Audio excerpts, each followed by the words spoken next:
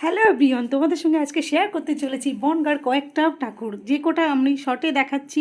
এক ঝলক তোমরাও দেখে নাও এই প্যান্ডেলগুলো তোমাদের কেমন লেগেছে। এটা বনগাঁর ঠাকুর, তো বনগাঁয় এই প্যান্ডেলগুলো কারা কারা দেখেছো অবশ্যই কিন্তু কমেন্ট করে জানিও। তো আমার ভীষণ ভালো লেগেছে, আমি তোমাদের সঙ্গে সামনে তুলে ধরলাম এই প্যান্ডেলগুলো।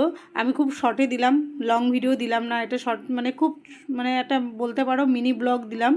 তো ভিডিওটা যদি ভালো লাগে অবশ্যই লাইক কমেন্ট শেয়ার করো বন্ধুরা, অবশ্যই ভালোবাসা দিয়ে পাশে থেকো। তো দেখো এই প্যান্ডেলটা তোমরা কারা কারা এসেছো, এটা কিন্তু মহাদেবের দারুণ হয়েছে। আর এটা ছিল তোমার পায়রা। তো পায়রাগুলো দেখো কত সুন্দর উড়ছে।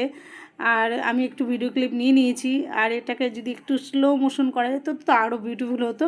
তো বন্ধুরা আমি অত খুব ভালো এডিটিং জানি না, কিছু কিছু শিখেছি তোমাদের আশীর্বাদে এবং তোমাদের ভালোবাসাতে। তো দেখো এক ঝলক, এটা একটু ছোট প্যান্ডেল কিন্তু ছোটোর মধ্যেও খুব সুন্দর হয়েছিল, ভিতরে খুব সুন্দর করেছিল, দারুণ লেগেছে দারুণ। মানে আমি সব পুরো মানে যে কটা বনগাঁর পুরো ঠাকুর দেখেছি তোমাদের সঙ্গে পুরোটা শেয়ার করলাম না, শর্টে কয়েকটা দিলাম। তো নেক্সট ভিডিওতে আরও দিয়ে দেবো। যদি তোমরা আমার ভিডিও তোমাদের ভালো লাগে তো কমেন্ট করে জানিও।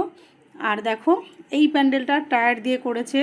আর আমি এই ভিডিওটা অনেক বড় দিতে চেয়েছিলাম, বাট হচ্ছিল না, বেশ 15 মিনিটের ভিডিও হয়ে যাচ্ছিল, ওই জন্য একটু প্রবলেম হচ্ছিল।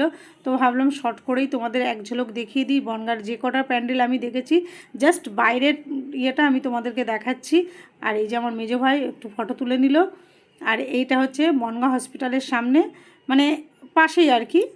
তো এইটাও দেখো, এটা যত সম্ভব এগিয়ে চলো।